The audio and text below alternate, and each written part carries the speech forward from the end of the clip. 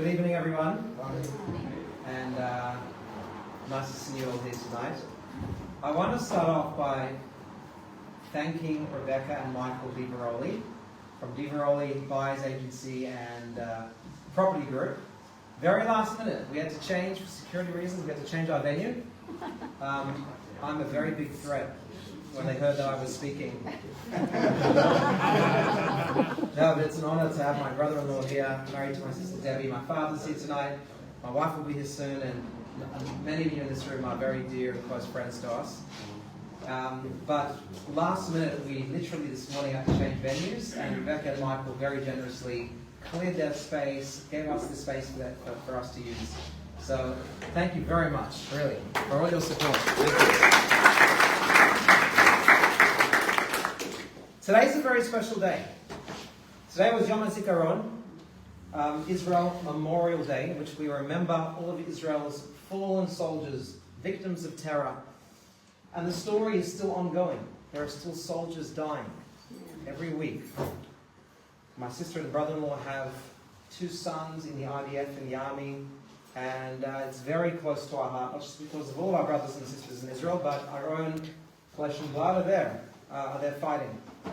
And so today is a very solemn, and it's a day of memorial. And then tonight and tomorrow, we literally go into the ecstasy of Yom HaTzmaut. Yeah. We dance, we're thrilled, the joy of Israel's Independence Day.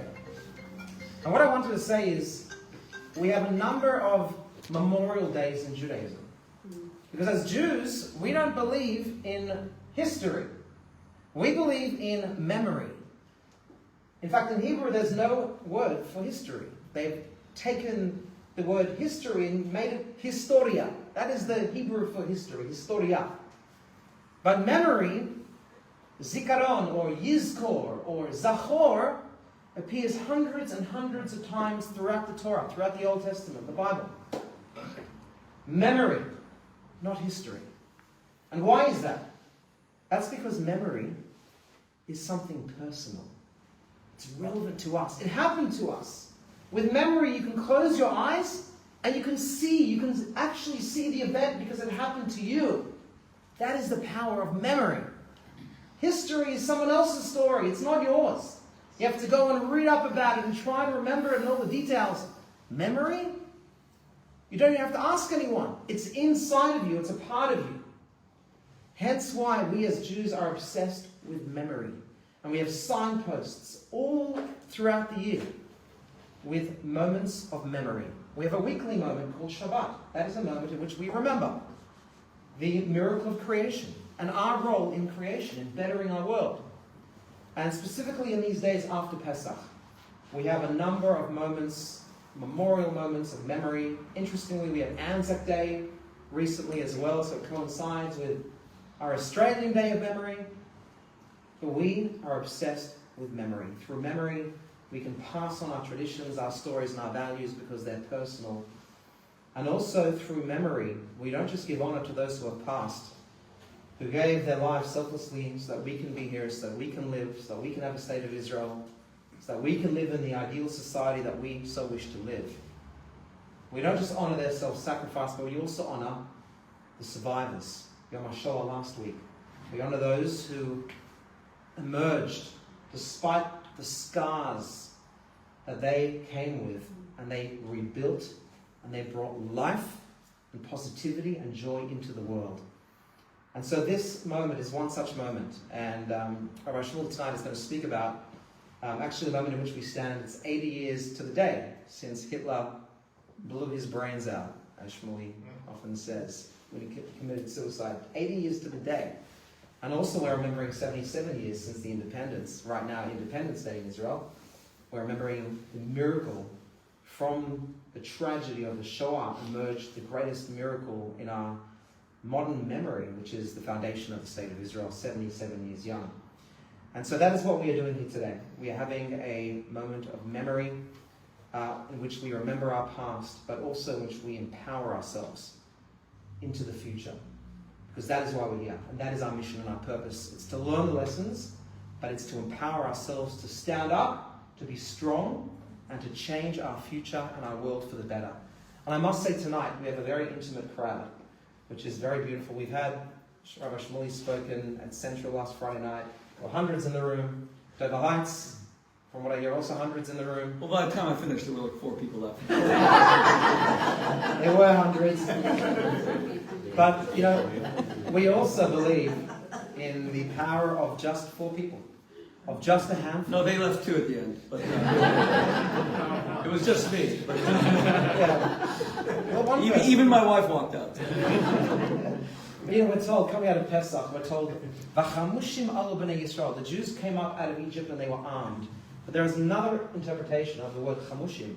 It's a fifth. Only a fifth of the Jews emerged from Egypt. We're told out of 3 million who were in Egypt, 3 million Jews, only 600,000 emerged. And look what happened. Jewish history. The world was forever changed. When we came out, we wandered into the desert, we received the Torah. We don't need a majority, we only need a minority. In this room is a minority who have braved the politics and the fear that is out there in the community, and I'm sure my brother-in-law will touch upon that fear. But here we have 50 or so people who don't care what anyone else will say, and they're willing to come out despite the weather, despite the threat of protests, and they're willing to come here because we passionately care about Israel, about our Jewish identity, and about our future. And so I thank you all for coming. And my brother-in-law, and it's always such an honor to introduce my brother-in-law, and whilst other rabbis or people who introduce him have to have a page in which they read off, for me it's very personal. When I was 2 years old, a rabbi entered into my family, and that was when Rabbi Shmuley married my sister. So before my memory kicked in, we already had a rabbi in the family. And I must say personally, if I'm to be honest, why am I a rabbi today? I have a father who's, thank God, a doctor, very much involved in the South Edge Shul. So I used to go to shul literally on a daily basis. I was inspired there. But our grandfather was a businessman, but I ended up becoming a rabbi. And I must say, to be honest, you've had a huge impact on me, on my life. And just seeing, always knowing from a young age that I had a brother-in-law who never took no for an answer, and who always had big dreams and big visions and made incredible things happen, not just here in Australia, but around the world, always at the center of Jewish history and actively making things happen for the Jewish people all around the world, on the forefront of fighting global anti-Semitism, on the forefront of standing up for Israel. And for me, it's had a major, major impact. And so I am just so honored to be able to run an event with my brother-in-law. And my wife has arrived as well, which is really beautiful. Welcome to my beautiful wife and daughter, Fanina, Hannah Rachel. Great, okay. And actually, I'm going to hand over. No, I'm going to start with a few remarks, and then I will cover this. Okay, fine. I'm going to hand over to Shmuley, and then Hannah Rachel is going to be asking some questions and interviewing my brother-in-law, Shmuley. So everyone, please welcome Rabbi Shmuley.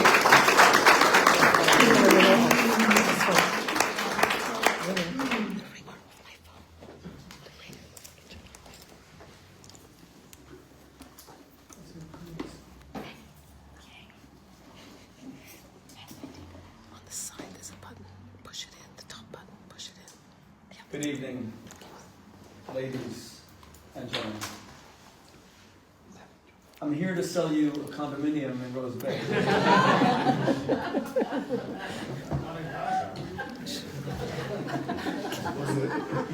You mean Trump Tower?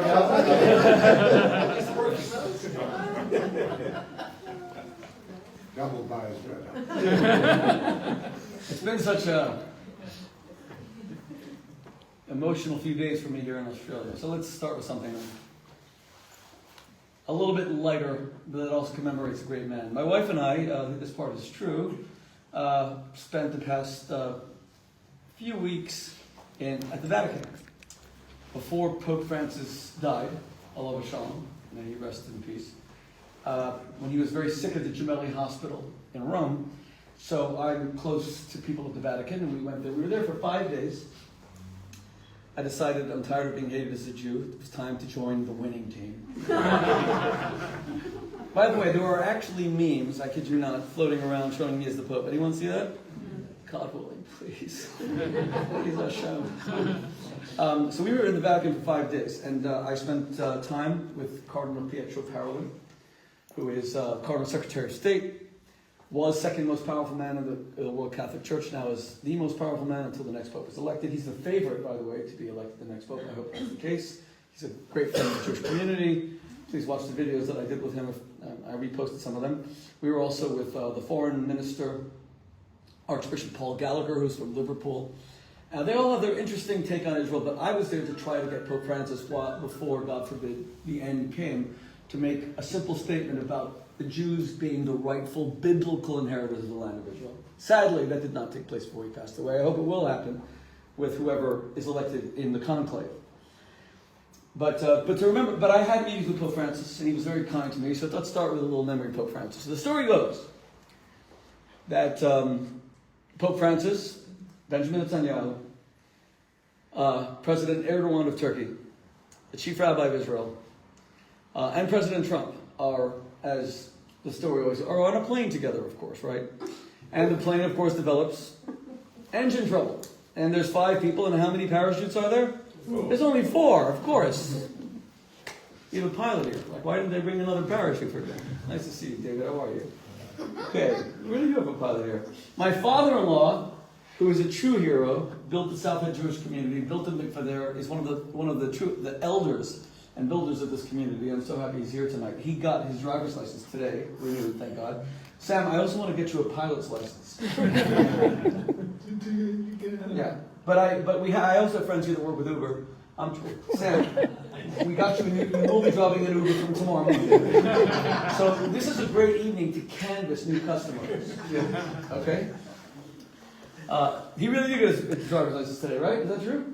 And then I pushed and I said, if you get your driver's license, you can come to your son-in-law's speech who flew 24 hours to see you. And I very much love my father-in-law and my mother-in-law, and I'm so happy that he's here. I really am. For his 80th birthday, we did a celebration over at synagogue, and Prime Minister Netanyahu called him and interrupted the speech, which was beautiful, and congratulated him on his 80th birthday. That was 25 years ago. It's a joke. Nobody laughed at that one. You should have laughed at that one. But Prime Minister Netanyahu gave him very warm regards. That was nice. But here we go to that day on a plane. So, engine trouble, 4 parachutes. And the first thing Trump says is, I wish I could do Trump imitations. I wish I could. I'm the leader of the whole world, the greatest man that ever lived. The world can't live without me. I'm not debating who gets a parachute.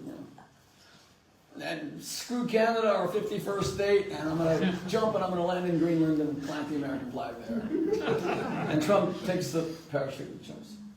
By the way, God bless President Trump for everything he does for Israel. He's an amazing friend. Whatever else you think about our president, shown friendship like no other. God bless him. Okay.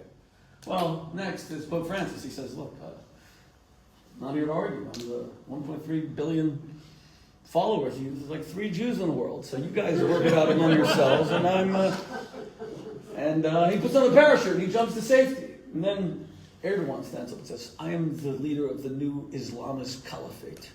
I'm not just the president of Turkey. I am the greatest Islamic leader since Saladin. I won't debate with you Jews as to whether or not in my life, you worthless Jews, as to whether I, who is restoring greatness to the caliphate, I'm the new caliph, I will not debate!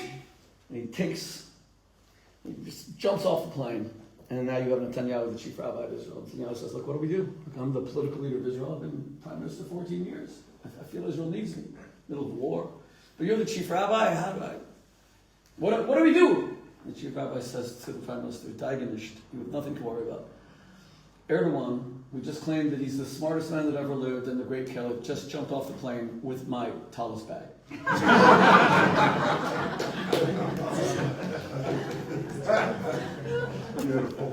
By the way, if only it were true. Good job. There's not a lot to laugh about in Jewish life today. I really wanted to give this speech tonight. I came here to see my father-in-law and my mother-in-law. I'm very close to them. My daughters and my sons love their grandparents very, very much, but we live far away. So we come here often, and my wife is an incredible daughter to her parents. I want to acknowledge that. I wish she'd be as good a wife, but you can't get it all. You can't get everything in life. The fact that she puts me second to her parents for 37 years, that's okay. No bitterness on my part. I never think about it.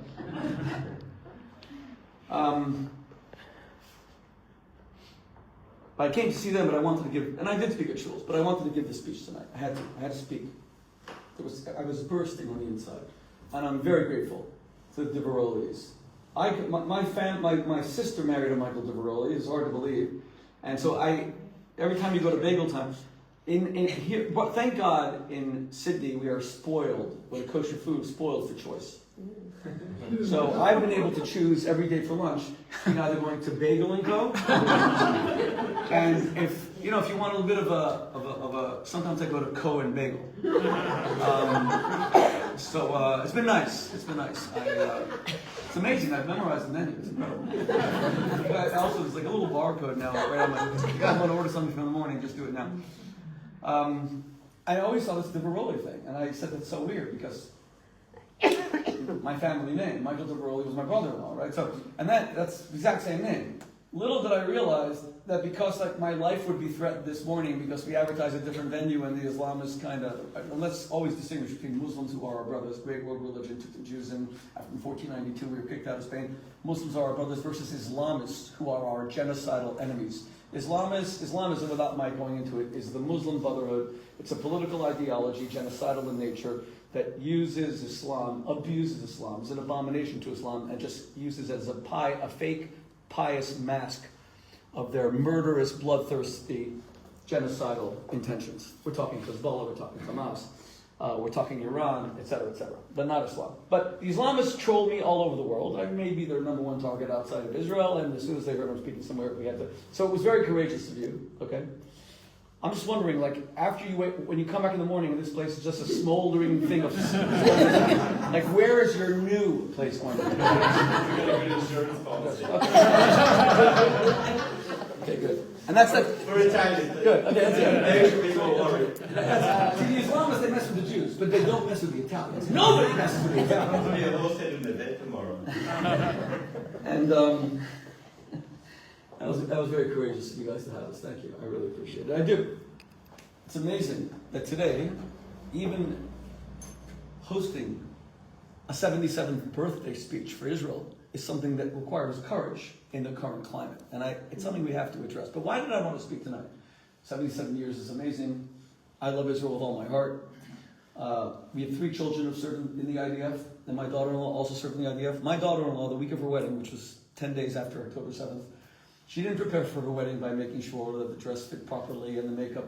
She is in a division of the IDF that organizes and informs families of their fallen sons and daughters. And she organized 70 funerals a week of her own wedding. And I wondered if I should mention it at the chuppah. The chuppah was outdoors, Iron Dome, missiles. We weren't going to cancel the wedding because of Hamas. 300 people were there. A lot of IDF leaders were there, thank God. And I decided I was going to mention it. And she cried like a baby at her own chuppah, but she deserved that acknowledgement. That is how she prepared. Then we called my son yesterday to wish him a happy birthday, only to hear from him. He said, Tati, I have good news and better news. I said, well, happy birthday, Nandi. What's the good news? And he said, I was redrafted again. The IDF, I have to report on Monday. I said, why is that good news? He said, because you love the IDF. You love it. I said, what's the better news? So the better news, I'm going straight back into the war. Great news. And what choice did we choose? But I had to speak tonight because the confluence of the 77th birthday of Israel on the exact same day that Israel triumphed, the Jewish people ultimately triumphed, by having Hitler, Yamach Shema, blow his brains out, is something that couldn't be ignored.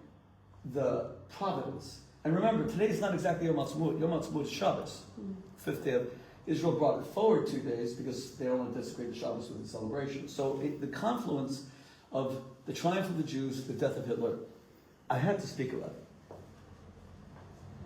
Because Hitler's coming back. Maybe not in the guys he took before. Maybe not with gas chambers.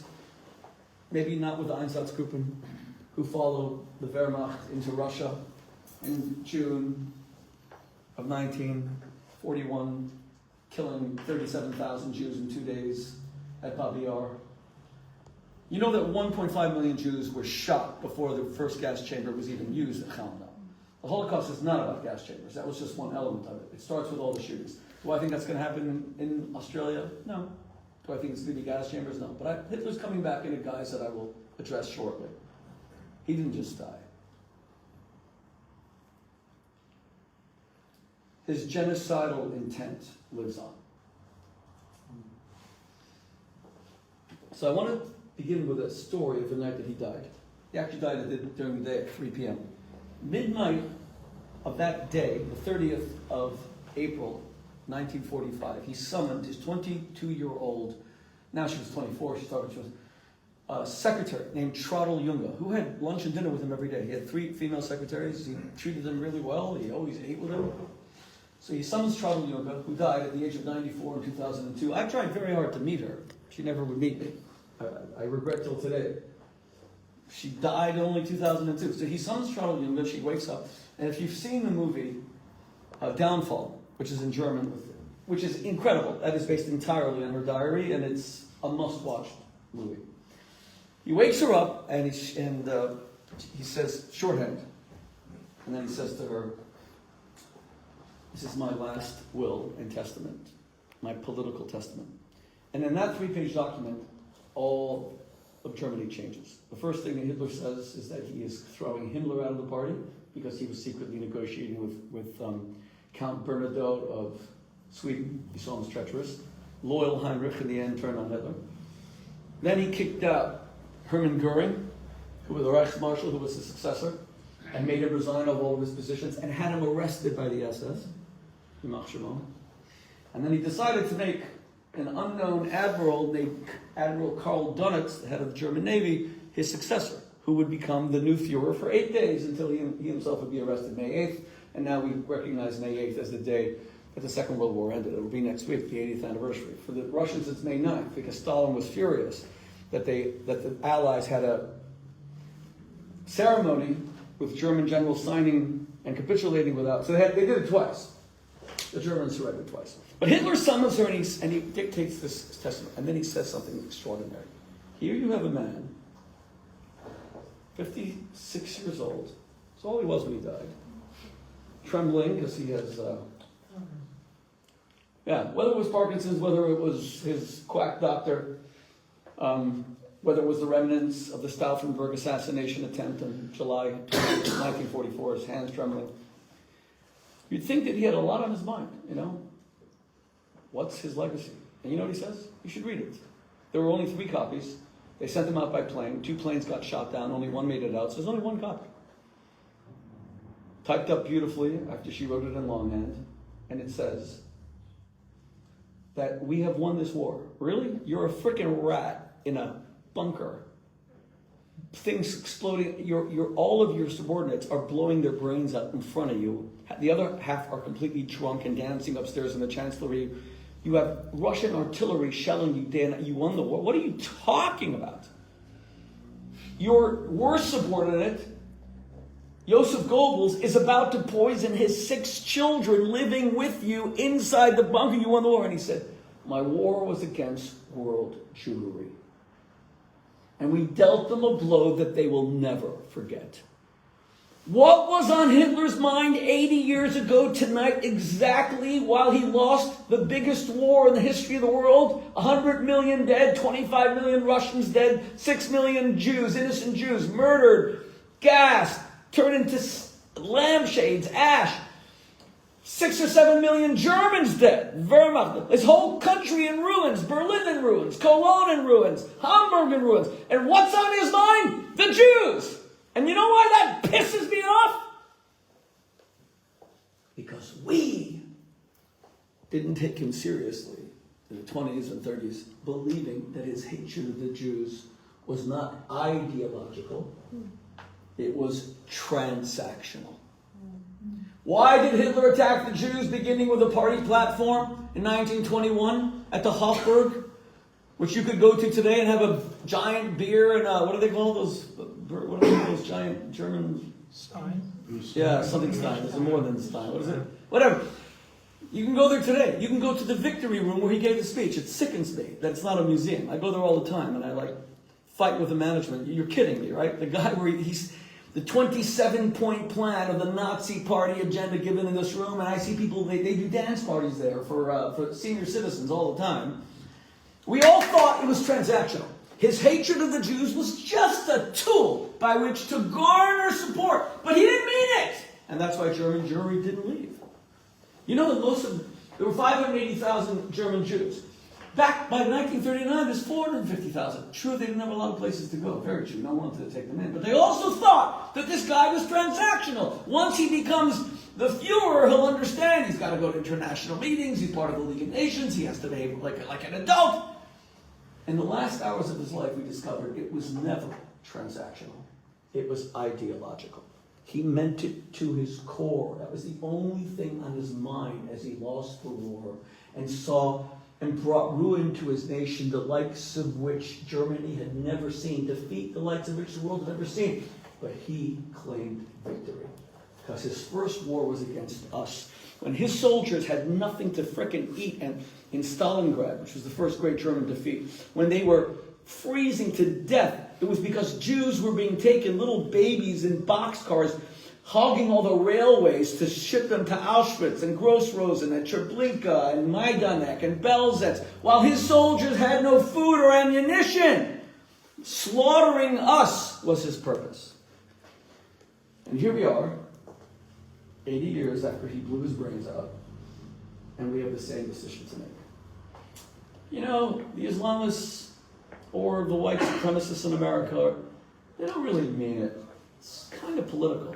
All these Arab leaders, they kind of just say it because they have to speak to the Arab street. It's transactional. Qatar doesn't mean it. They're like a sophisticated, they own half the world. They own half Australia by now. They don't really hate us. The fact that they house all the leaders of Hamas who are billionaires, Khalid Mashal, it's transactional. They have an American air base there. They don't really, Erdogan of Turkey, he just uses this to win elections. And that was the biggest mistake. I'm very close to Prime Minister Netanyahu. I've known him for 36 years. I started hosting at Oxford when he was still single before he married Sarah. And I think he's been an incredible leader. And our family considers him a close personal friend. And I think he's executed the war pretty darn well amidst fits and starts. And we can all debate that, but he made one error that will sadly be on his resume forever and ever and ever. He also thought Hamas hated us transactionally. That if he allowed billions of dollars of Qatari money to go into Gaza, and we all watched it, we saw it, it was delivered in bundles of cash in the back of Cadillacs, that he could buy Hamas off. That Hamas was more interested in their penthouses in Doha, and many of them still are. But the young fighters, all they wanted to do, as you saw in the terrible 45-minute clip, which I think should be released in public, but it can't be done without permission. But for those of you who saw it, and I took Robert Kennedy Jr. to see it at the Israeli mission to the UN in New York, when you see that young, and by the way, only about 1,000 Hamas fighters went into Israel that day. The other 3,000 or 4,000 were people who just joined, they came along for the ride and just started to indiscriminately murder Jews. And one of them picks up the phone of her grandmother, so that's why we have the recording. From her phone, he calls us, Mom, I just killed 10 Jews. I mean, you're what? I just killed 10 Jews. Our mistake today is to believe that this hatred is transactional rather than ideological. My friends, they hate us. But why? What did we do wrong? And unless you can identify the cause, you cannot find the remedy. Cause and effect. And it's so hard to identify what the cause of Islamist hatred of us is. Because you can't say it's Islamic, by the way. I told you. My father lived, my grandparents go back Muslim countries 2,500 years in Iran. My father was born in Isfahan. Now the Jews never had it great in Arab lands. Let's not create that myth. It's not true. But there were never Holocausts in Arab lands. There were never auto-da-fés and mass expulsions. As long as you paid your dhimmi tax, your jizya tax, as long as you accepted your second-class citizenship, Muhammad said you had to be protected. That was not true of the Crusades. That was not true of the Spanish Inquisition. That was not true of the pogroms in Poland and Russia, Belarus, etc., etc. Why do they hate us? It's so confusing, and I have so much I want to cover, and I do want to make this a Q&A as well with my sister-in-law, so I want to cover a lot of ground quickly. You know what makes it so confusing? It's so confusing because we don't even know when Hitler became an anti-Semite. Do you know that I've read 1,000 books on Hitler? He's easily the most famous man probably of the past 1,000 years, because evil is very interesting, and goodness is incredibly boring. There's 2 books about Mother Teresa, literally autobiographies, and one of them says that she was a terrible human being. That was written by Christopher Hitchens. It's called The Missionary Position. I debated him many times for those of you who watched it. But books on Hitler every year, 20 or 30 new ones. It's hard to understand evil. Do you know that we don't know when and where Hitler became an anti-Semite? His parents, Alois, his father, who was much older than him, was not an anti-Semite at all. His friends had no recollection of him ever saying anything. His mother was a very devout Catholic. I took my kids to see their graves. It was a sickening thing to see.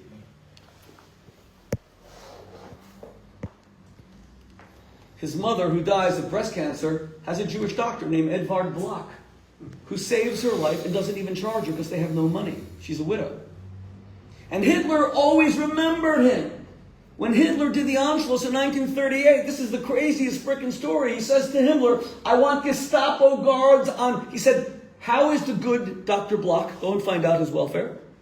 Hitler wrote him a letter at the age of 16 when his mother died, that I will never forget your kindness, that you never charged my mother. And he kept her alive 4 or 5 years later. She had terrible breast cancer. He sends Gestapo guards to protect this Jewish doctor. And then he says, you have one request from me. What do you want? Edvard Block says, my request is to get the hell out of Austria. So he moves to the Bronx in New York and dies there in 1954. I've looked for his apartment many times because we live in Englewood, New Jersey, right across from the Bronx. We don't know when Hitler became an anti-Semite. His commander in the First World War was a Jew who he loved and who gave him the Iron Cross First Class. It's a big deal. We think he may have become an anti-Semite in his Vienna years when he was a vagabond living in flea-infested clothing. When he started listening to the Wagnerian operas at the Vienna Opera House. There was a terrible anti-Semitic mayor of Vienna at the time named Karl Lueger, but we really don't, there's no reason this man should have been, we don't know. It's the craziest thing. Not one historian could, was it his mother, was it his father, was it his friends, we don't know. Now, if you don't know why he became an anti-Semite, you want to understand why people in Australia hate your guts, who you've never met? When there's 100,000 Jews in this country, you want to understand why they're calling for us to be gassed outside the most famous piece of architecture in the Southern Hemisphere, the Sydney Opera House. You want to try to understand that, but I'll tell you the reason, to the extent that we can understand it, only in order to fight it. My friends, there's one reason why the Jews are hated, and it comes from the word Sinai. All of our religion is based on the word Sinai. That's where we got the Torah. Little do we realize that, what does Sinai mean in English? It means hatred. What does Mount Sinai mean? The mountain of hatred. Is that nuts? By the way, I feel bad for half these hospitals. I have a close friend who runs the entire Mount Sinai medical system campuses in New York. It's the largest in the world. It's like 13 of them. And I once, Jewish guy, very committed, I said, by the way, you do realize you named all your hospitals Mountain of Hatred Hospital. Welcome to Mountain of Hatred.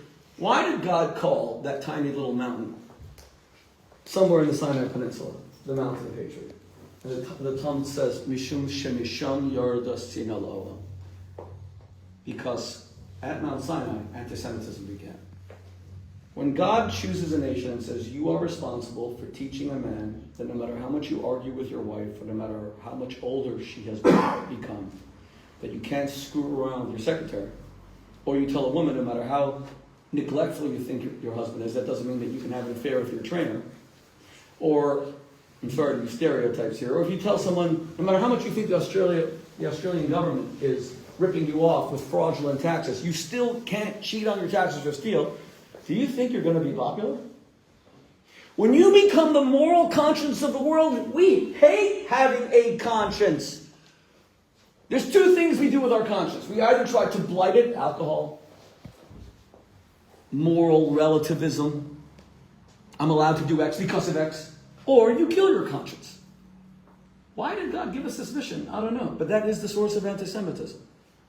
That's when Hitler became an anti-Semite. When Hitler decided to uproot all moral law in order to make might make right, to use Darwinian evolutionary ethics, that the only thing that matters is who is stronger, and created this whole series of humanity. So at the top are the Aryans, and then right above that are kind of the Anglo-Saxons, the English. Right above that, below that are the Slavs, the Poles, etc. And below that are the Jews. And the only thing worse than the Jews are the Gypsies. Well, that upends everything the Jews taught the world, that every human being is created equally in the image of God, and you better frickin' kill the damn messenger, or your message will always have an opponent. We are hated because we're good, and it's easy to prove it. The more good Israel does in the Middle East, the more hated it becomes. The question of how did the most moral of all nations in the Middle East, the only democracy, the only place where LGBTQ are not castrated or hung from frickin' town squares, and the only place where women vote, I could go on, is the most hated. How could that be? That is exactly why it's the most hated. Because if you're an Egyptian dictator, if you're a Syrian dictator, if you're an Iraqi dictator, you don't want to be compared to the only good country in the Middle East. Because then you can't justify your atrocities. So what you need to do is destroy the reputation of that country and say, what a bunch of fakers. You think they're really good? They're killing Palestinians and they're the biggest murderers of all. If you kill the conscience, followed by killing them actually, then you can do whatever the hell you want. Right? That's the reason for anti-Semitism. And it's easy to prove. Because there's never been an anti-Semite who's been a good person. They've always been the most horrible, disgusting, vile vermin that have ever lived. Who did Hitler kill first? He didn't kill the Jews first. Who did he kill first? Help me, come on. He killed the disabled. The first people he went after were German children.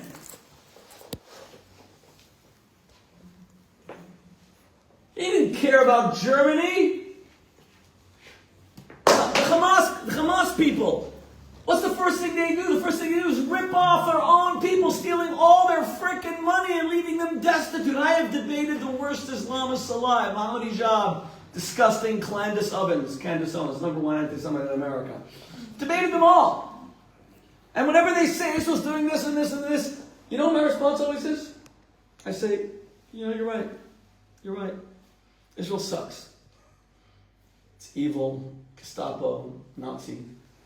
And I'll tell you what, I know President Trump a little bit, and the Jewish community knows him. I say, let's end this bad experiment. Let's go to Trump and say, listen, you're giving Israel $3.7 billion a year and all the other money America wastes or spends on Middle Eastern security. There's only 6 million Jews in Israel. Let's move them all to Florida, where I grew up in Miami. Beautiful climate, nice beaches. And there's plenty of room. America, by the way, there's states in America that are completely empty. Wyoming is like half the size of Australia. There's like 2 people who live there. Vermont, Bernie Sanders, it's amazing. Vermont has 300,000 people. Of course he's a senator. It's like there's more people that go to bagel time every day for the fourth kosher meal. And we persuade Trump and we say, you know what? Shut Israel down. Not through any atrocity, not through any Holocaust. We'll just shut Israel down. Because Israel's evil, and that's going to solve all the problems in the Middle East. I just said this at Oxford at a big debate, live debate, against Cenk Uyghur, one of the most disgusting anti-Semites around. I said, so Israel's the problem in the Middle East. Israel's genocidal, Gestapo, Nazi, baby killers, rapists, plunderers. So we get all the Jews just to leave, and they're happy. So, 77 years, Florida, we're not going to be blown up. Great economy, love the sunshine. And DeSantis is very pro-Israel, great. And they all decide to move. And Israel is shut down. Not through any Holocaust. Nicely. It's clean, our hands are clean. And then I turn to these disgusting anti-Semites and I say, what happens the next day? All those Palestinian girls in Gaza are still going to be killed by their brothers for having a girlfriend. All the money being given by the UN or the EU for Gaza rehabilitation is going to be stolen by all of its leaders. Mahmoud Abbas is still going to be a billionaire. Yasser Arafat's daughter, she's 23, she's worth $5 billion. Her mother, Suva, still lives in the penthouse at the Ritz-Carlton in Paris. I said, Iran is still going to strangle and mangle and murder women because they showed a strand of hair. I said, you dummies.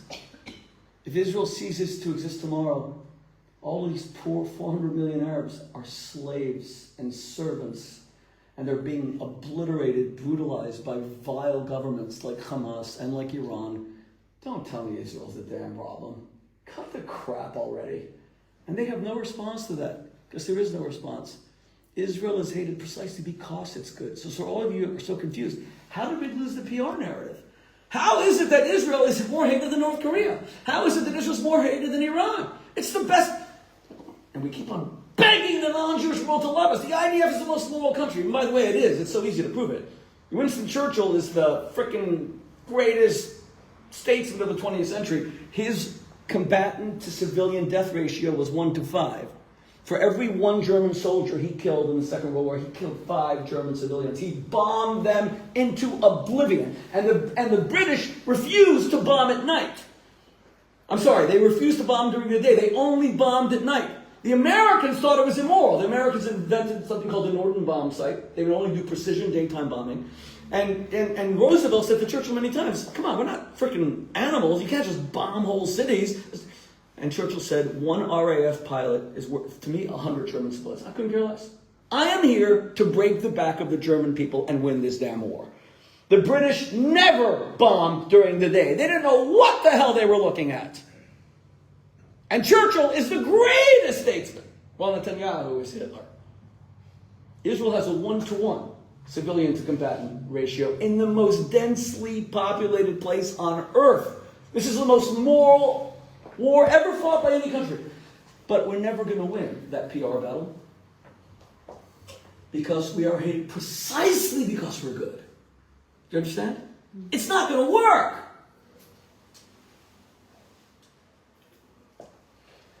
And there is therefore only one thing left. And then we'll go to a discussion. My friends,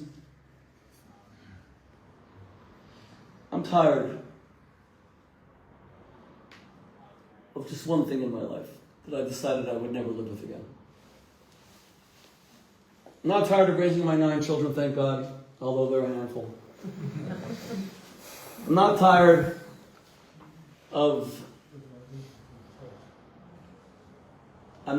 of being married, even though don't marry an Australian woman, they're too tough. You have to marry a submissive American woman. These Aussie battler women, God, why didn't anyone warn me? Damn. Look at all the men around here. You guys look like you've been through a war yourself.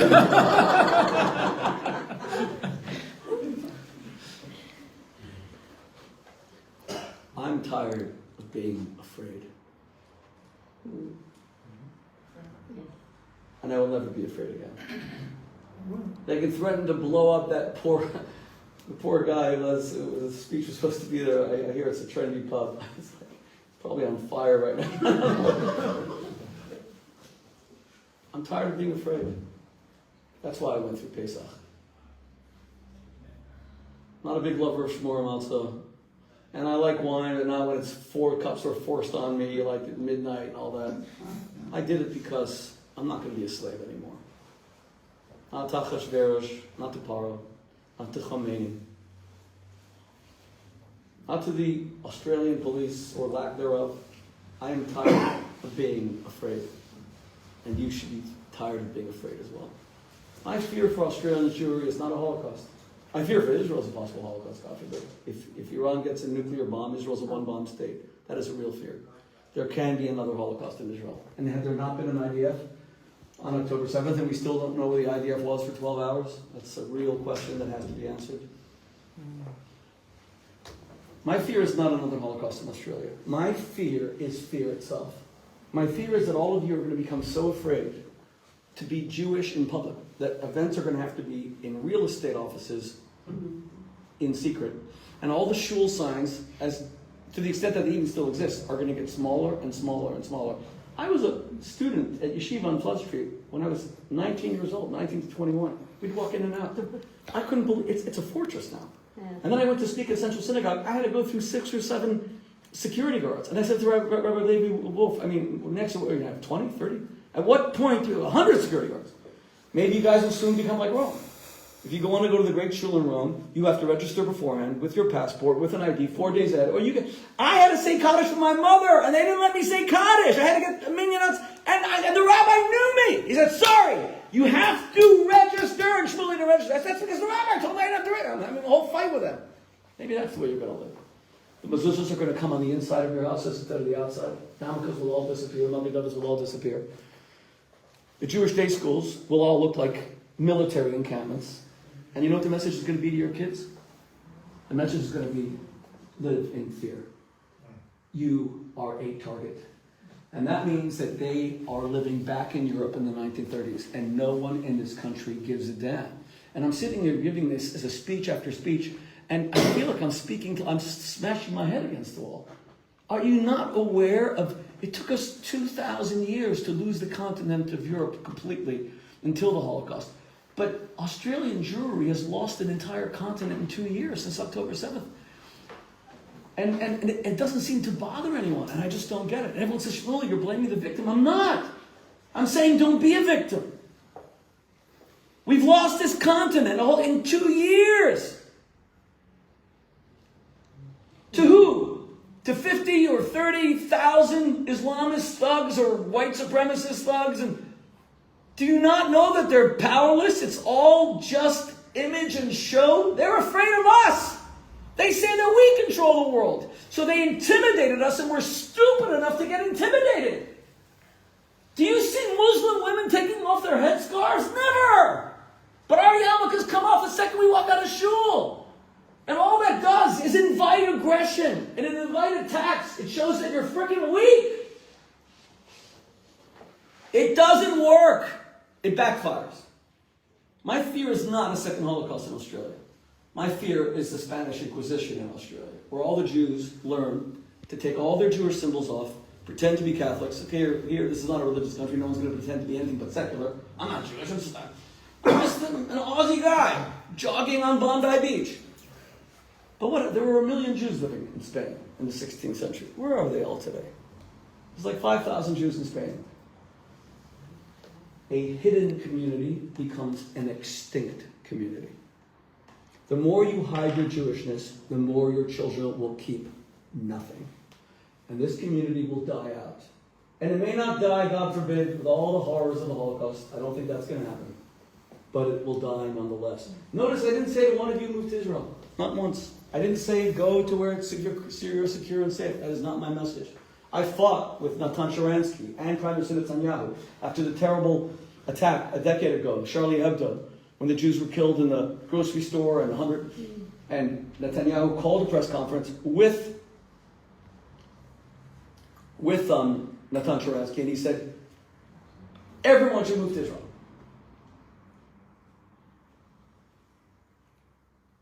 And I saw the Prime Minister, and I'm very close to Sharansky. I said, what a horrible message. You're not telling people to move to Israel out of a Zionist ideological orientation or love of Israel. You're telling Jews to be afraid. I am tired of being afraid. Stand up and fight. And fight doesn't mean being a hooligan. It doesn't mean being a vigilante. Fight means we should have large demonstrations once a month showing Jewish numbers in the frickin' streets. We should get our Jewish... And you know, we have a campaign to have non-Jews wear muffin buckets. I have African-American friends who get anti-Semitic attacks. And now they know what it's like.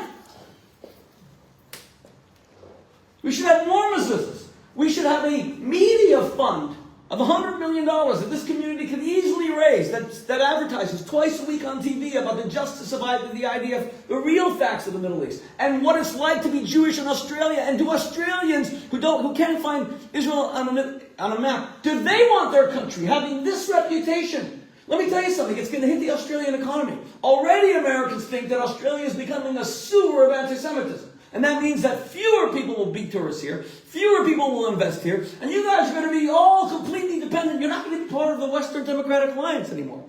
You're going to be owned by China. And if you trust China to give you your freedoms, then continue along that path. But if you want Americans to respect you, this anti-Semitism crap, 80% of Americans are pro-Israel. 80%. And they're looking at this in frickin' shock.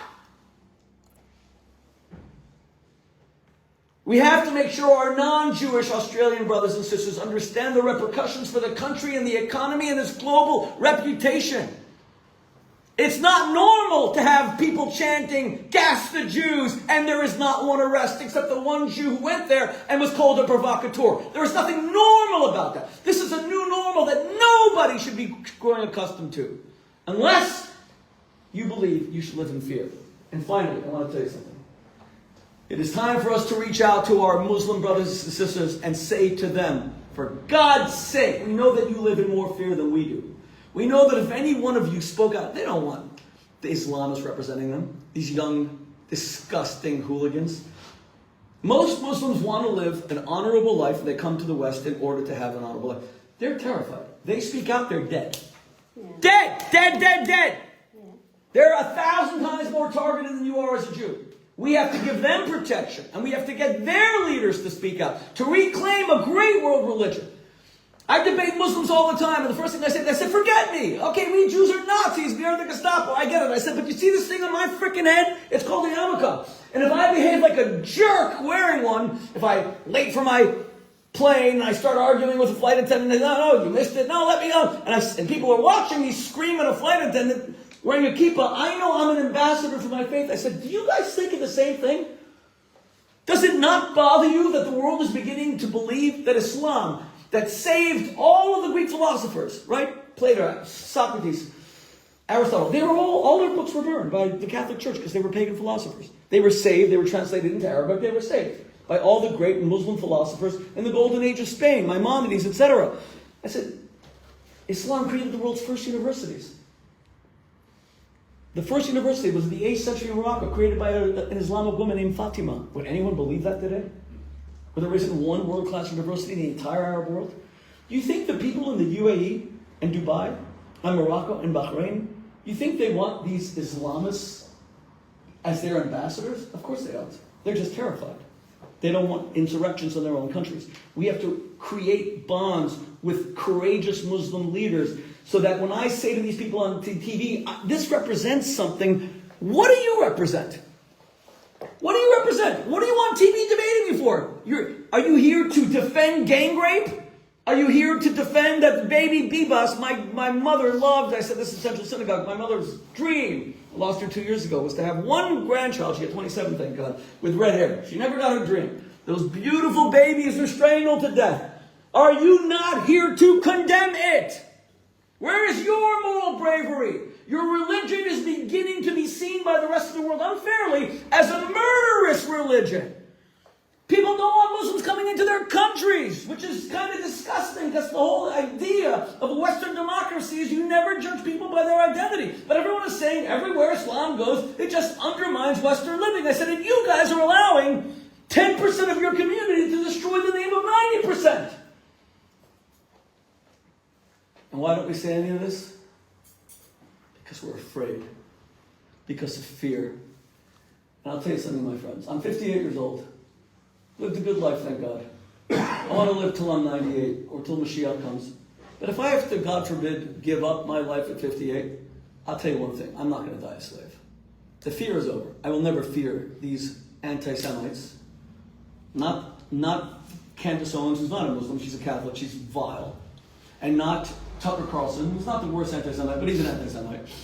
I'll go through the whole list of the ones that want to kill me.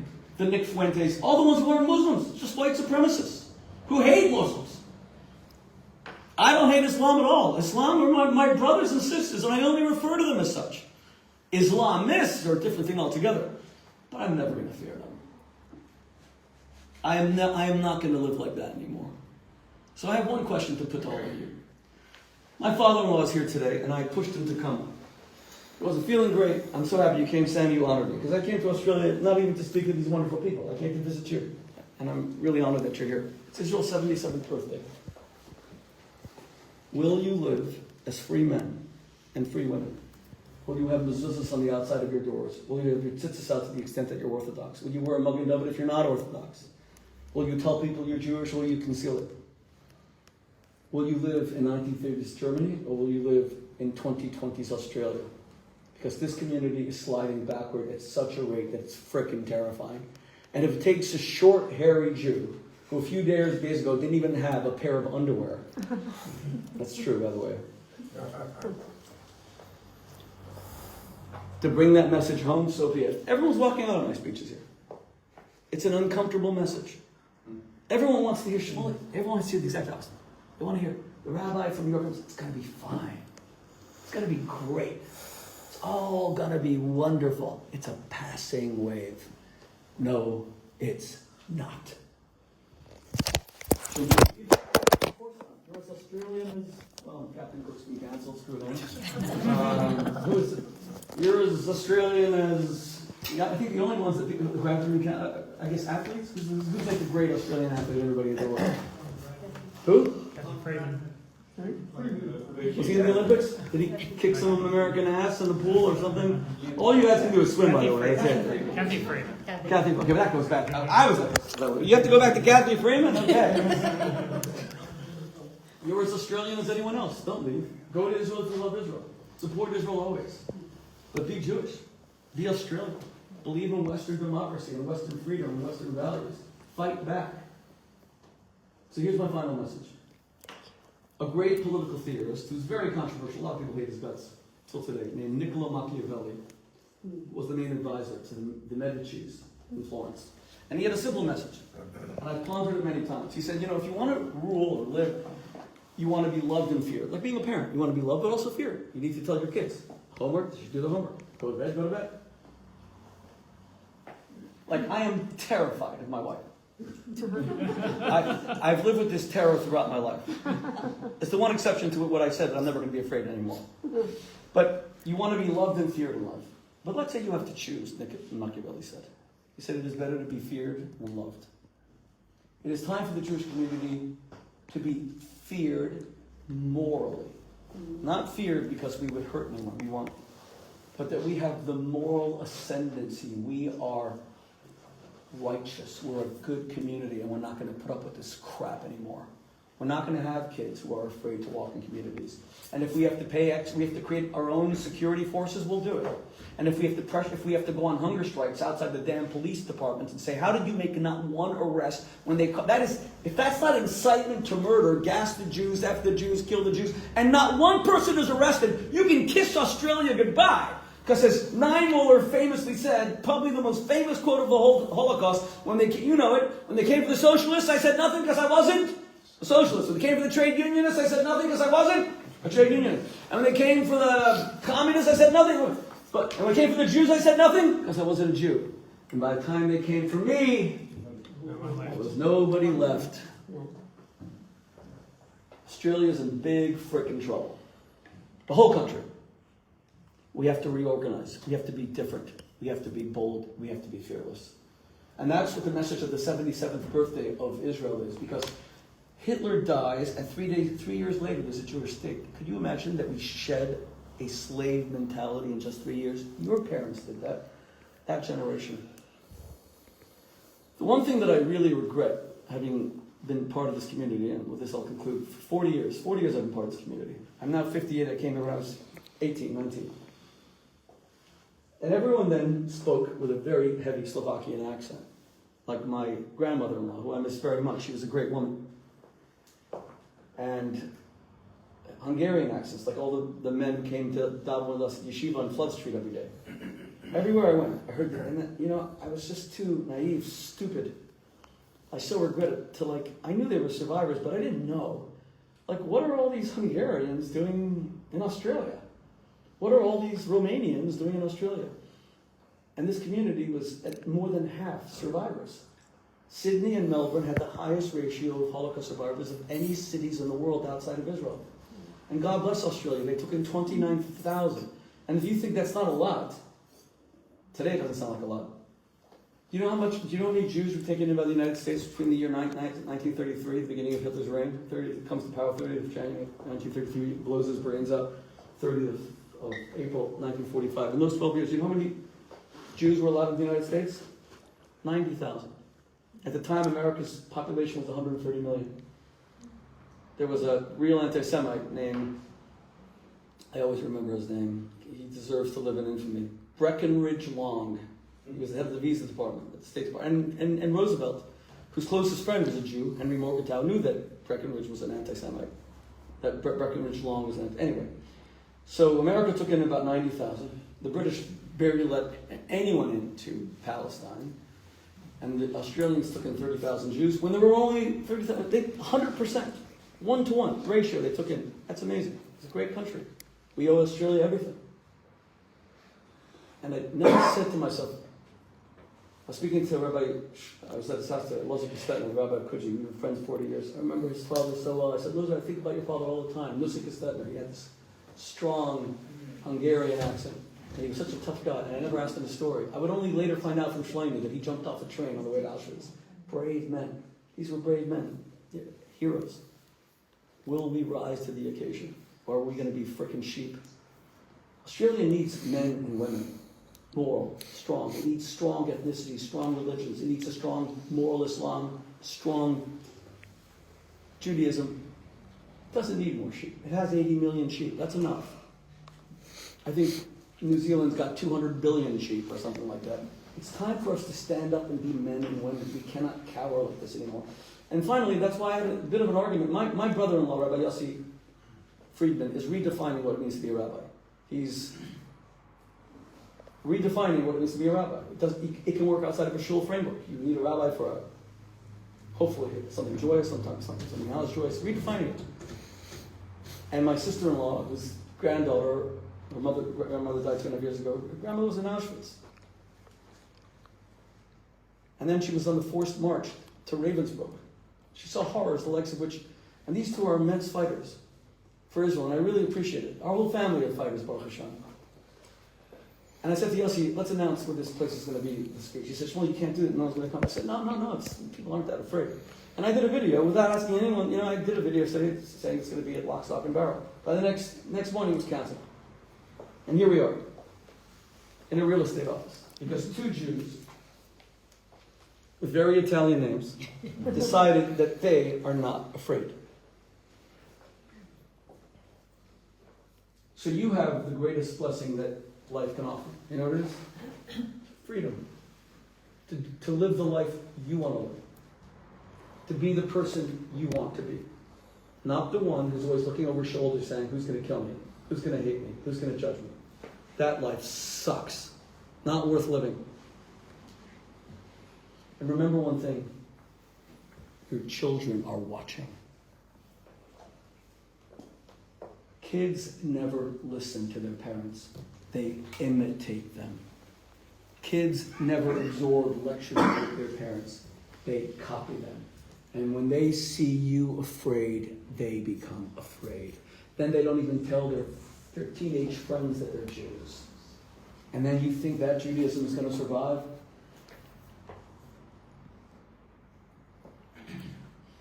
God bless Israel on the 77th birthday. It electrifies me. So many have died. 26,560 soldiers have died to give it life. And God forbid, my daughter-in-law is in the army, my two sons are in the army, my son was called up again. He's such a hero. And by the way, because he does an essential job at the Knesset, he's a speechwriter at the Knesset, he can say no. I wouldn't, and I want him to say no, but I would never say it. Because that part of me is a part of me I don't want to cater to anymore. He said, Tati, you're proud that I'm going back. I said, no matter what you do in your life, I'll be proud. I'm inspired that you're going back. I'm a little bit scared. But Mendy, people tell me I'm courageous. I'm Shmuley, but I said, I'm a freaking joke, courageous behind the glass screen of my iPhone. You are my hero. You are my inspiration. You are my modern Maccabee. And through people like you, the Jewish people continue to live. Thank you very much.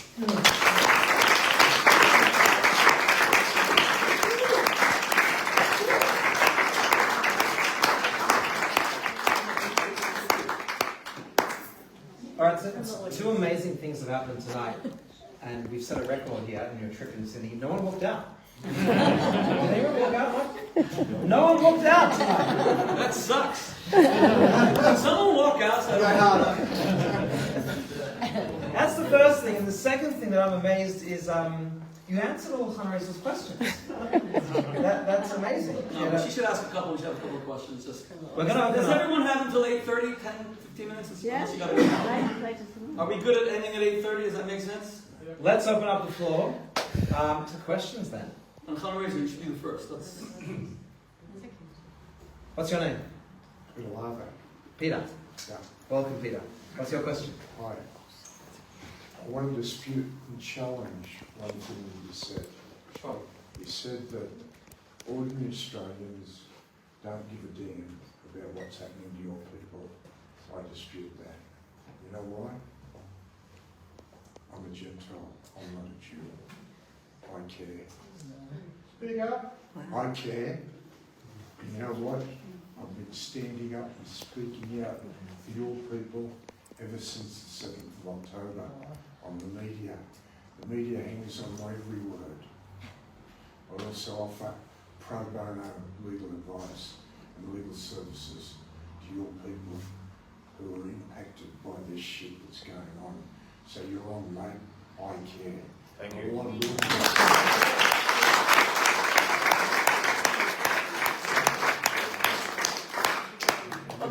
What's your name? Peter Larvack. Google it on the internet. That's an amazing article. Really? Is that yeah.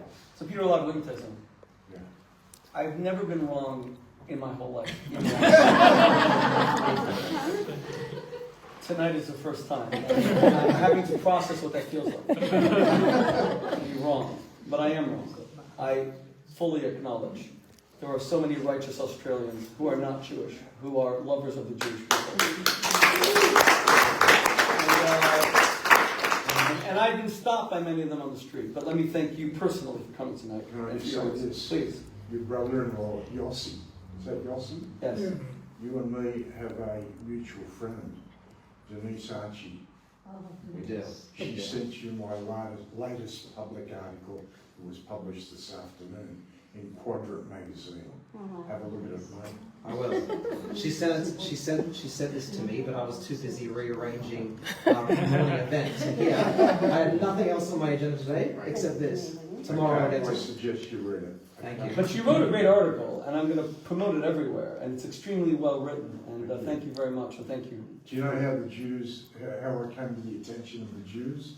Last year, in November, me and a mate, Ukrainian, also a Gentile, we marched on Sydney University, draped with Israeli flags, wearing Star of David necklaces, to call out Mark Scott, the anti-Semitic Vice-Chancellor of Sydney University, to demand his resignation.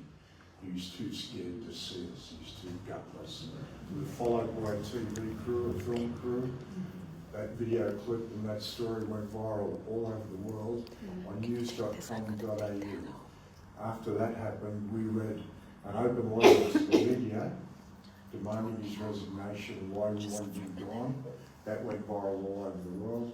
And since then, that's how the Jews became aware of me.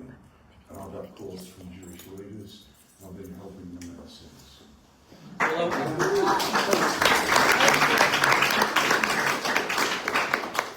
Can I just say something quickly, because I think it's very important to back him up. Yes. Today we have Morgan Leach and Wayne here, who run an organisation called Never Again Is Now. I'm sure you've heard of it. No. I have heard of it. Well, he's here today, and the work that he is doing for our people, and now he stood up, and now he was the man who unfoiled an Israeli flag there at the Opera House Wow. and was chased down the street. Wow, So thank you. we acknowledge Yeah, it. another one. By the way, is there a video of that? Can I get it? Can I? Yeah, sure. Okay. Yeah. I mean, you won't survive until morning, but don't. You still go out in a big flare. Okay. Sure, yeah. Hey, just a second. I want to say something to my father-in-law. Can I? 1 second.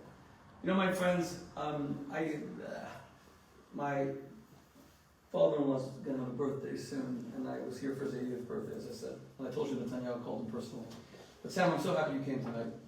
This is the generation of Jews who built this community.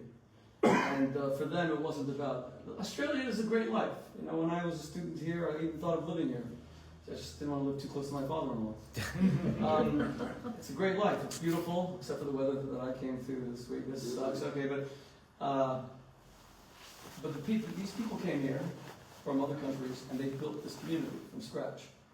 And I want us always to acknowledge them. That's why it's so important for me, for my father-in-law, who God willing will be in better health.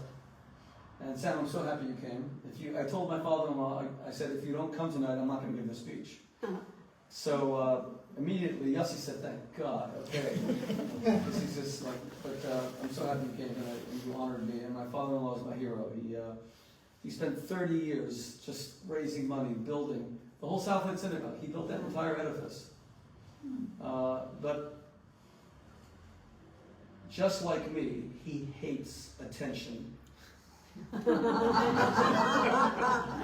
And he hates recognition. I hate recognition and attention more than anything in the world. That's true. No. So he's got no attention and no recognition for everything that he did for this community, but it was always important for me. So when he turned 80, I called the Prime Minister and I said, you should know, it's people like this that built Diaspora Church. He said, he said, when's the best time to call? I said, anytime, but you know what? I know where he's going to be at this exact hour during my speech. And we interrupted the speech, and it was a video that went viral, especially because the Prime Minister said, do you know how lucky you are to have Shmuley as a son-in-law? That's a good politician. Who do you think I voted for? I can't vote in Israel. But anyway, gets to go now? Yes, to go now. Clarice, do you want to ask anything else here, or you want to? I think. Can I ask one question? Yes, please. Is it possible to get this video? Oh, this one, yeah. Yes. If you signed up for tonight, which you obviously all did, send me a message and I can share with you. Can I get the number? Yeah. Well, I don't know how you can say Netanyahu as if he's a friend when he's a war criminal. Oh, fuck off! Get out, you fucking get out! Get out! No, you should be ashamed of yourself! I came here out of curiosity, and I'm devastated that no one's saying anything about children. Let her speak! If you don't want children to die, Why did you start? Yeah, exactly. Oh my God. Let her speak. No, my father-in-law. I will give you the floor if you want to speak, and no one will interrupt you. Go ahead. Wait. But speak. As a human, Can I introduce you properly? I'm going to give you the opportunity to address my audience on one condition. I'm addressing you. And then I will give you the opportunity to address me on one condition. All you need to do. I care about humanity. Here I am. If you did, oh my God. I am silencing everyone so that you can be heard, but on one condition. Fair condition. My name is Rabbi Shmuley. I live in New Jersey in the United States. You must only just say your name and just... My name is Rachel Miller. Rachel Miller. Wait, 1 second. Just a second, I please. cannot be in here when people are happy to know that children are being bombed. So in other words, you don't believe in any other opinion except yourself. Is that yourself? Do you not believe in democracy? So It is not my opinion. the second condition is you may say whatever you want for 2 minutes, no interruptions, as long as I can respond for 2 minutes. Is there an agreement or not? No, I don't agree. See, that is exactly the problem. You don't believe in freedom, you don't believe in democracy, you believe in tyranny. That's why you're pro-Hamas. She doesn't want us to be heard. She doesn't want there to be freedom. She believes in Hamas. I gave you the opportunity to speak, but you don't want anyone to be heard because you believe in tyranny. Thank you. That, you see, is a perfect demonstration. You see, I let her speak. As long as say who you are and let us respond. They don't want us to have a voice. They don't believe in freedom. This is the real narrative, the destruction of Western democracies and Jews always fearing. And I'm happy that she came tonight as a demonstration of what is going to happen here unless we wake the F up. Amen. Amen. And by the way, do you know why she won't debate me? I would have debated her. Because she would lose. It's that simple. Self-hating psychiatric woke fuck. Yeah. You said it. He Trying to destroy the fabric of Western civilization. I actually can't understand. Do you know why there are so many self-hating Jews? Let's begin with that, okay? You know, for many decades, the black community, which I revere, by the way, very close to the black community, began to internalize the racism. So, like if you watch Spike Lee's masterpiece, Malcolm X, it's called X, he shows that Malcolm X tried to lighten his skin, he tried to straighten his hair. Really? He wanted to be a white man because blacks were taught to hate themselves. Black was not beautiful, black was ugly, black was servile. And then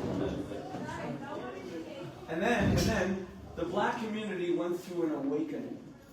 And George Floyd was a part of anything, but it was especially Martin Luther King.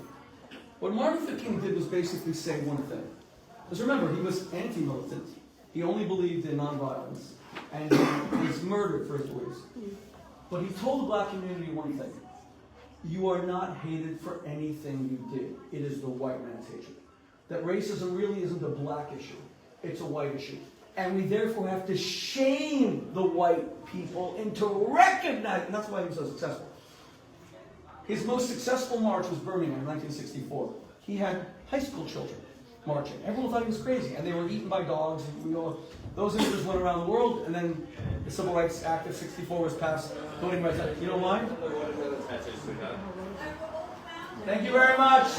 I gave you the opportunity to speak, and you rejected it because you don't believe in democracy. Yeah. Okay, now, so what happened when these dogs started to attack black children is that white people were watching, they started saying, my God, is this what we've become?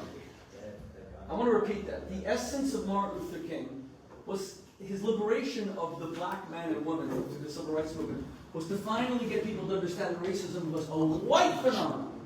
We Jews still think that anti-Semitism is a Jewish phenomenon.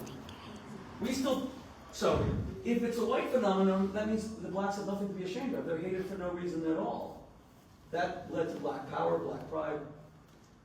The reason so many self-hating Jews is there's so much anti-Semitism that we've begun to ask ourselves, maybe there is something wrong with us. Maybe we really are greedy. Don't we Jews talk about money a lot? Aren't our bar mitzvahs a little bit too extravagant? Is it true that we only live in these the place of beautiful.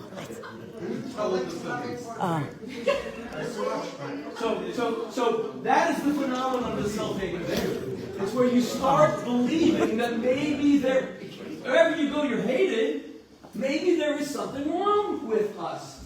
And then you become apologetic and very woke because you now want to make sure that you're loved, even though you're never going to be loved. You become what Vladimir Lenin famously called the useful idiot to your enemies. The useful idiot.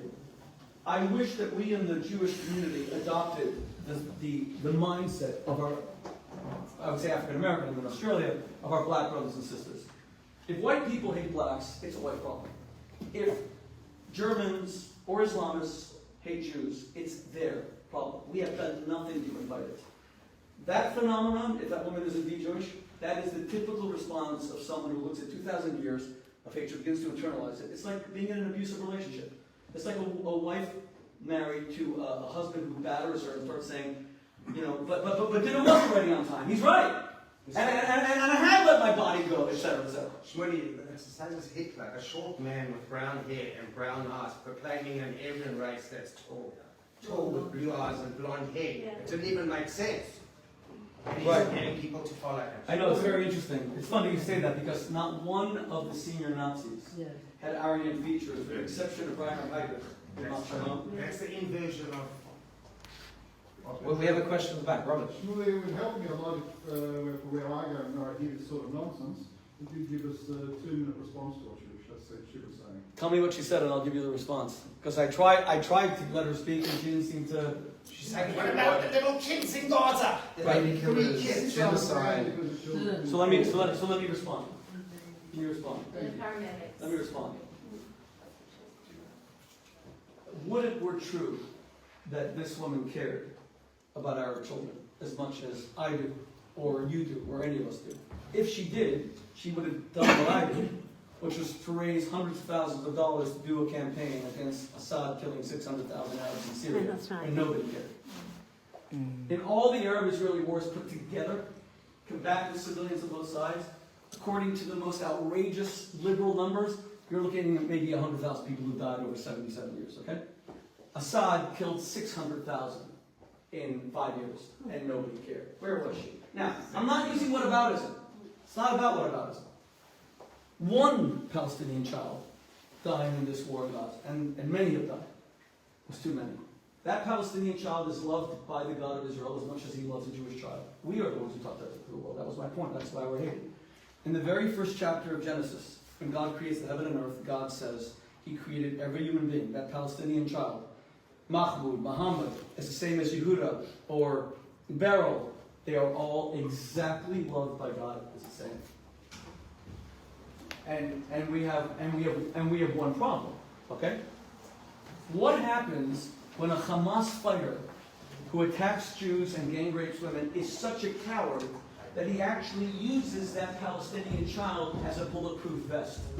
Imagine a fighter, literally, like my sons. By the way, we had to raise a lot of money for IDF soldiers because the IDF spends all the money on technology, which is very important. David Sling, Iron Dome, the Arrow missile system. There's very little money that trickles down to the IDF. So the soldiers, like when my sons went to war, most of the IDF soldiers in this war, they were wearing 1970s American Army surplus from Vietnam, like crap. And we all raised money. And by the way, there's laws in America. We had to find out the rules, And American law allows defensive stuff to be sent overseas, bulletproof vests, Kevlar helmets, etc. Ceramic 1, 2, 3 tiles, equivalent back in the front, etc. Imagine if you actually saw a Hamas fighter that says, okay, I'm going to attack the Israelis, and he takes one Palestinian baby and straps him, and then another one. Who would you blame? That's exactly what happened here. They put their army bases in frickin' nurseries. Now I'm asking you a simple question. Do you live in Australia? Okay, where's the local army base? Is it across the street? I mean, can I go and visit it now? Where's the submarine base? Is it in Bondi Beach? No country builds their military installations in civilian population centers. You always separate them, unless you're Hamas. But she doesn't give a damn about Palestinian children because I told you, if Israel closed up shop tomorrow, God forbid, and all the Jews decided to move to... Look, Australia's a pretty empty continent, a lot of room, especially in the interior. Will we just give up the coastal views? I don't know. But they're still going to be malnourished, starved to death. When they're 12, if they speak to a boy, they're going to be killed by their own brothers and cousins. And she's not going to be protesting that. Because this is all about Jew hatred, not Palestinian love. Yeah.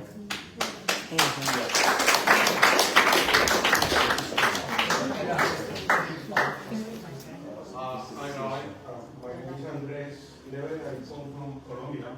Hello, Andres. My country have around 100 years of war. Around 5 million Colombians are dead in this war. I know because I was part of the army against the narco trafficking and all this stuff. And the people like this can understand what means a war between irregular army or revolutionary army with a country. In my country, especially the FARC, all the guerrillas are the same operation. They put his bases, they press like farmers and all this stuff. Many civilian people die. It's just ignorance. I have a good news for you and my brother's Jewish community. I come from the Christian world. In 2016, according with the statistics, many Talits are settled around the world. Many what? Say it again? Talits. Talit. Oh, sorry, yes. Yes. And they don't know why.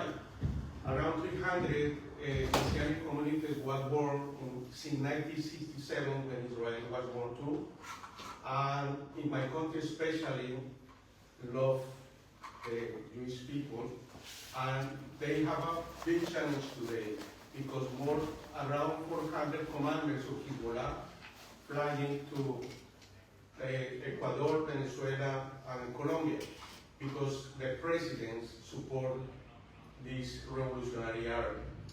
So the good question, the good news is in Latin America, many people love the community. I wear this CC because I love the Torah. And my job is driver, and I need to visit Muslims, Jewish people, and I know what you're talking about. I don't have any problem about wearing maxi. I don't have fear. Wow. I never have fear.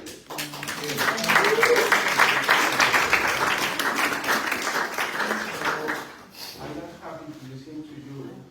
And many other Rabbi Israel Goldstein, and others who are China. The people of Israel need to understand something. You are a special nation. Your job is special. The morality and the ethics values around the world. This never die. Believe me. This is I support with David the many rallies about the hostage, and we are stand with Jewish community. Every time we meet together, we are with you and with all the people. And our picture, the hostage, was a young woman, 12 years. I don't remember what the name, but she are free now. She are free now. We pray for around 1 year and a half. And in 1 month, in the first month, she was free. So I want to request, don't stop China. This is your job. Don't stop. Thank you.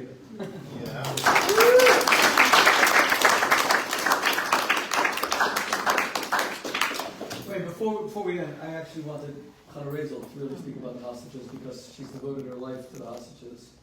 So I'll take one last question that I would like my sister-in-law to finish tonight. I do want to acknowledge one more person. I have so many friends here. My friend Daniel, I've known for 40 years. Daniel Solomon, David Wakel's here. Gosh, so many faces. I mean, Daniel and I have really been like the closest of buddies for 4 decades. That's quite an achievement. We hate each other. And, we've been through everything together. I met him when I was 18. 40 years. It's amazing. But I want to also acknowledge the presence of my very dear friend Lisa Rothner, who has been deputized by Debbie to suddenly have to film this. And I'll tell you why. You know, Lisa, there are very few Jewish lionesses like you. You are just frickin' ferocious. Someone tried to scream me down at Central, and she's like yelling from the windows. And then tonight again. But it happened earlier. Where was it? The first time? In New York. In New York. At a dinner we were at. You don't want to mess with this woman. I think we should draft you the IDF and send you anyway. Thank you for your friendship. Yeah, I'll take one last question and then I'm going to ask Anna Rachel to speak about the hostages as we end on Israel's 77th birthday. Yes? Rabbi, thank you. Peter Iser from Sydney, first generation Holocaust survivors, my son Hugo, who looks very Aryan. You may know. I have a son that looks just like that. But he's 18. 19 years ago, we had a Scandinavian milkman. I don't know if you guys had the same Scandinavian. Did you have a guy named Horgan Jurgen that also... The question I want to ask you is, the concept of Mount Sinai and Sinai is a novel concept to me as a non-Orthodox Jew, or Orthodox, non-Orthodox. And it's interesting, do the people, the radical Islamists, the Nazis, the radical lefts, do those people understand that that may be the genesis of their anti-Semitism? And if not, you mentioned shaming them. How do you tell them in a non-shaming way or introduce that concept? Because if it is such a powerful idea, which it is, I think we'll all agree, and it's a novel idea, at least to me, of the genesis of such a problem, how do we not shame? How do we introduce that concept? By speaking, well, there's two kinds of people. There's one group that's never going to hear it because they're So do they see it? Well, so I'm saying there's two groups. I started today this speech tonight. I'm sorry it's gone a little bit long, and I really wanted to also hear from my sister-in-law because she's been an incredible lioness for Israel, like a few others here in Sydney. But I started by saying that there's transactional anti-Semitism and there's ideological. So the people who are ideological, the haters, like people that I deal with on a daily basis, sadly, they have erased the image of God from their countenance. There's almost no spark of humanity left in them. They're so filled with hatred that they just have to be resisted. Okay? Hamas is an example of that. Hamas is never going to change. That's why Israel's in such a terrible dilemma with the hostages. Sarah Netanyahu was overheard on a hot night today saying that the 24 hostages are alive. I mean, who knows if even she knows, if even the Mossad knows. How do you decide between saving those 24 lives who have to be saved versus not continuing the war that is prosecuted to the total annihilation and destruction of Hamas, which is the way that Roosevelt, Churchill, Stalin defeated Hitler, until Hitler had to blow his brains out again 8 years ago tonight. And that's what ended militarism in Germany. Germany was militaristic for hundreds of years. Teutonic Knights. Nietzsche's whole argument was that Christianity made these Teutonic German knights into a bunch of wimps by talking about forgiveness instead of about mass slaughter. Hitler brought back the mass slaughter. But it wasn't until German militarism was completely destroyed that Germany became a democracy, and Japan the same. Listen, Hiroshima and Nagasaki, these are horrible things. We can debate them till today. Did Truman do the right thing dropping atomic bombs? What we can't debate is that Japan has been a thriving, flourishing democracy that has not been at war since 1945.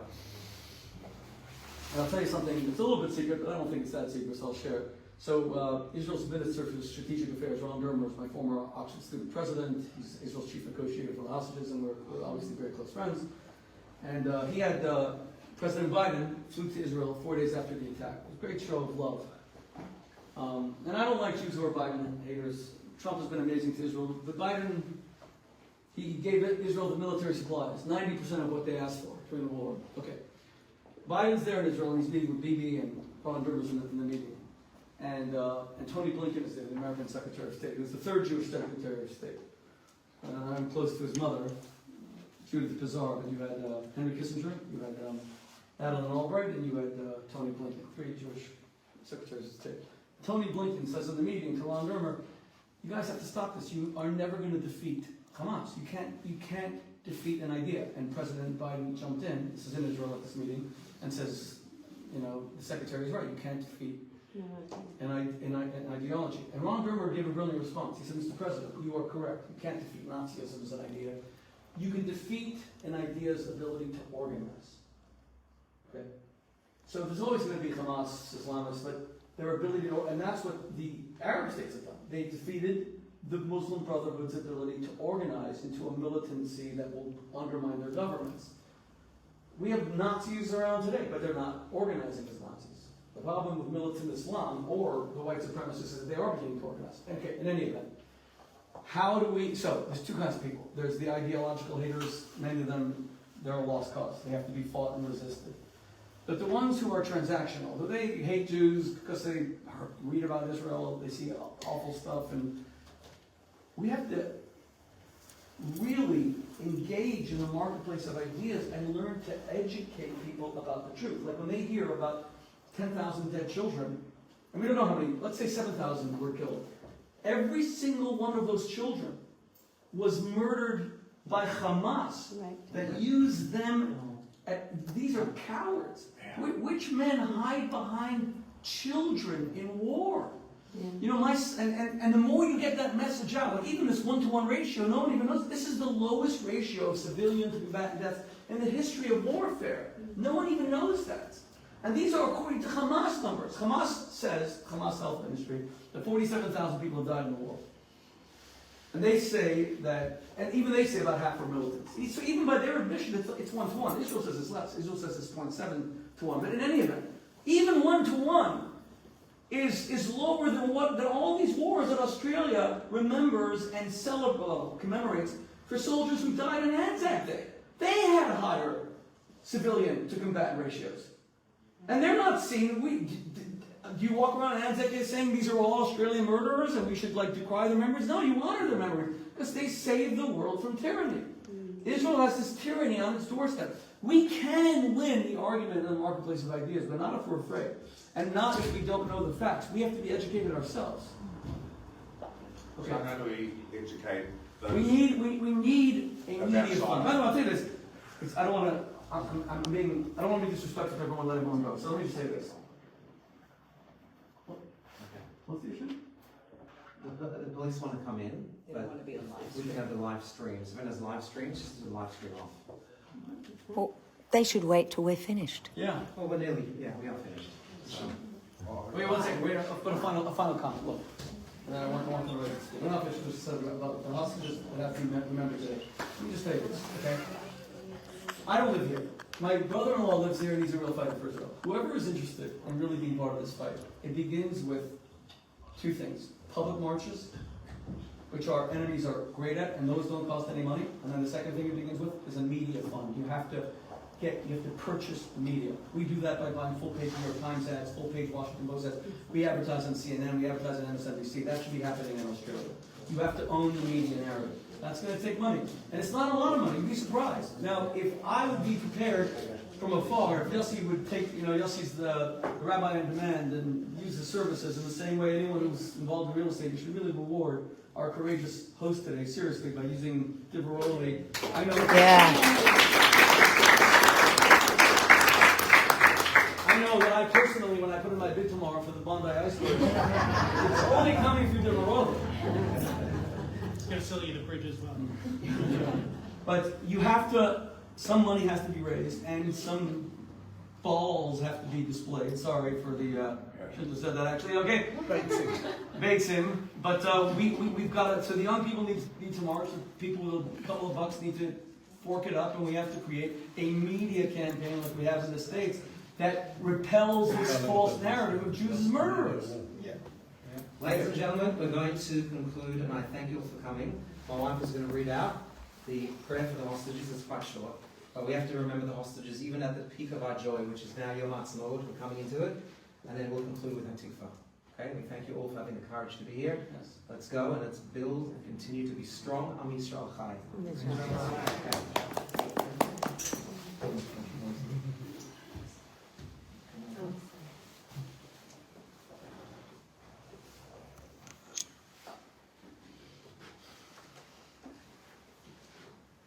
I think it's just the 59 of them that are left. They are us. You mentioned my grandmother was a survivor, and you have a Sephardi family, and I have a Sephardi family that were also, we're all in our blood, every part of our DNA is actually this trauma. And Pesach we just had, and I said to my kids, put the lemon on the Seder plate and read the names of all our hostages, and I said, my grandmother, when she was in Auschwitz, there were Jews alive in America. She, in fact, had a half-brother still in America alive. That's got to survive. And all of a sudden, I'm the descendant of someone that survived. My great-grandparents were murdered on arrival, gassed. And all of a sudden, I get to live in sunny Sydney and have a Seder with my kids. And there are 59 people who are literally in the gas chambers, in the tunnels, it's really confusing and very difficult. And we get to come here and appreciate being able to have speeches and discussions and open communication and be together with each other, but to stand strong and tall. And I will never take off like Magen David, and I will never take my Tan Ungrest hostage, who's still alive in Gaza, off my yoga mat, because they survived and they were murdered, and I get to be here, and the greatest strength and the greatest freedom. And I get to stand on Yom HaZikaron and Yom HaAtzmaut. My other grandfather fought in the War of Independence for Israel, straight from Bratislava he came. So it's so much a part of all of us. And the fear is still there. But it's holding that fear and holding that strength and holding the knowledge that good has to outshine. And I see that with the Tzitzit and with your article and with everybody, the Diverolis and Am Yisrael Chai.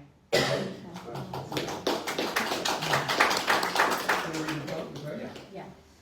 May the one who blessed our ancestors, Abraham, Isaac, Jacob, Sarah, Rivka, Rachel, and Leah, bless, preserve, and protect the captives and missing soldiers, the citizens of Israel, and the IDF. May God rescue them from captivity and speedily restore them in peace in the merit of the prayers of all of us. May God show mercy, increase their strength, remove their pain, and send them recovery of body and spirit. And may God return them to all of us soon. Amen. Amen. Can I just say, I don't know why the police even wanted to come in here because we did nothing wrong, but as a demonstration of everything that I said, I want to hear what the police are going to say. What's going to happen to the people who try to disrupt this? Are we going to be seen as instigators or Jews who have speeches about Israel suddenly? Probably. Are we? Well, then we're going to stay for a minute. Because I can help you deal with the police. I'm a criminal lawyer. Beautiful. I represent the Jewish community. Thank you. Well, whoever needs to go, go. I want to see what it is that they want. We now conclude with our tikva. Yes. You know,